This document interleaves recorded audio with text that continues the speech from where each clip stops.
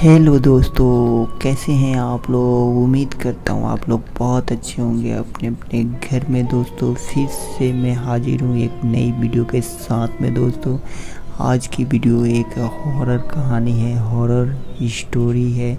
दोस्तों वीडियो को पूरा वॉच करना दोस्तों। और दोस्तों मेरे चैनल पे अगर नए हैं तो मेरे चैनल को सब्सक्राइब, लाइक, शेयर, कमेंट ज़रूर कर दें दोस्तों। चलिए दोस्तों स्टार्ट करते हैं। तान्या हमेशा शैतानियाँ करती रहती थी। खेल कूद की शौकीन तान्या कभी इधर भागती कभी उधर भागती। बस उसे कोई पढ़ने को ना कहे। अगर किसी ने पढ़ने को कह दिया तो मानो उसकी जान ही मांग ली हो। उसे पढ़ना बिल्कुल भी अच्छा नहीं लगता था। तान्या चाहती थी कि वो हमेशा खेलती कूदती रहे और उसकी माँ उसे रोज़ शाम को पढ़ने के लिए बिठा देती थी। एक दिन तान्या अपना सबसे पसंदीदा खेल खेल रही थी। तब क्या हुआ दोस्तों, आगे जानते हैं। जैसे ही उसकी माँ ने उसे पढ़ने को कहा वो बहुत ज़्यादा गुस्सा हो गई। उसने सोचा कि अगर वो घर की सारी किताबें जला दे तो उसकी प्रॉब्लम हमेशा के लिए ख़त्म हो जाएगी। अगले दिन जब उसकी माँ घर पर नहीं थी तब तान्या ने सारी किताबों में आग लगा दी। उस आग में एक लाल किताब भी थी। जैसे ही वो किताब जली बिजली ज़ोर ज़ोर से गड़गड़ाने लगी, तेज़ हवाएं चलने लगी और अचानक से एक लपट बाहर निकली जो धीरे धीरे एक औरत का रूप लेने लगी। तान्या उसे देखकर बहुत ज़्यादा डर गई। तभी अचानक वहाँ पर उसकी माँ आ गई और तान्या को एक थप्पड़ लगा दिया और तान्या की माँ तुरंत उसे पूजा वाले कमरे में ले गई।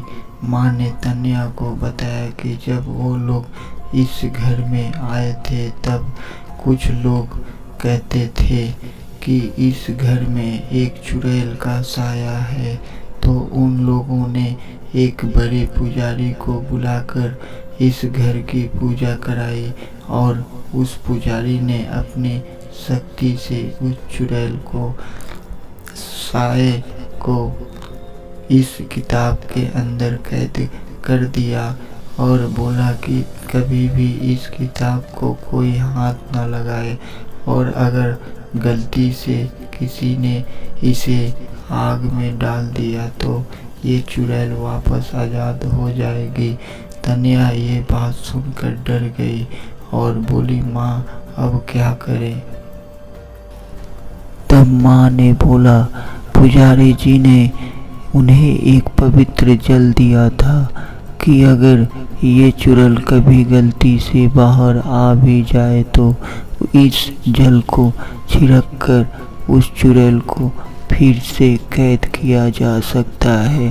पर अब मुश्किल यह थी कि यह जल छिड़का कैसे जाए, क्योंकि वो चुड़ैल काफ़ी गुस्से में थी क्योंकि उसे इतने लंबे समय तक के लिए इस किताब में बंद कर दिया था।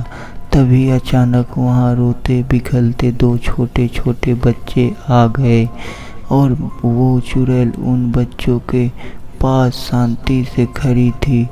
माँ धीरे से कमरे से बाहर आई और उस चुड़ैल से बात करने की कोशिश करने लगी। जैसे उस चुड़ैल ने माँ को देखा वो चुड़ैल माँ पर हमला करने के लिए भागी। माँ के हाथ में वो पवित्र जल था। उस जल को देखकर चुड़ैल डर गई और वहीं रुक गई और बोली, मेरे पर ये जल मत डालो, मेरे बच्चे फिर अकेले हो जाएंगे। माँ ने उस चुड़ैल को बड़े ध्यान से देखा और पूछा कि तुम्हारे साथ क्या हुआ था।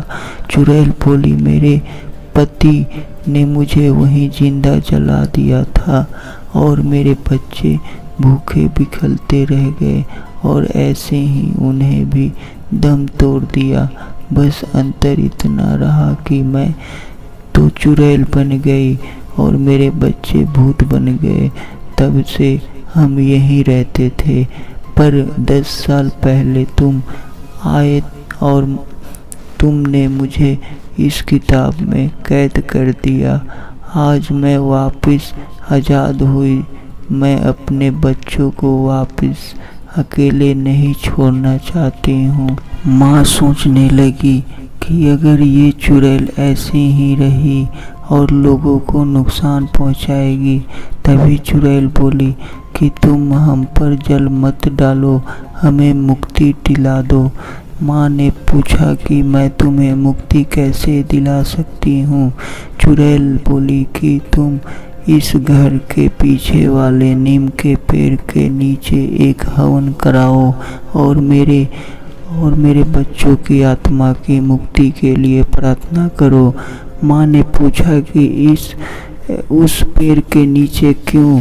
चुड़ैल बोली कि मेरे पति ने मुझे यहीं जलाया था और अगर कोई उस पेड़ के नीचे हवन कराता है और मेरे बच्चों की मुक्ति की प्रार्थना करता है तो मुक्ति मिल सकती है। अगले दिन धन्या की माँ ने वहाँ पर एक छोटा सा हवन कराया, जिसमें उन लोगों ने उस चुड़ैल और उसके बच्चों की मुक्ति के लिए प्रार्थना करी। इससे उस चुड़ैल और उसके बच्चों को मुक्ति मिल गई और वो हमेशा के लिए वहाँ से चले गए। और धन्या को भी ये बात समझ आ गई, हमें ऐसे सारी किताबें नहीं चलानी चाहिए और हमें पढ़ना भी चाहिए, जिससे हम अच्छे समझदार इंसान बन सके। दोस्तों, वीडियो कैसी लगी? वीडियो अगर अच्छी लगी हो तो कमेंट बॉक्स में हमें ज़रूर बताएं। धन्यवाद।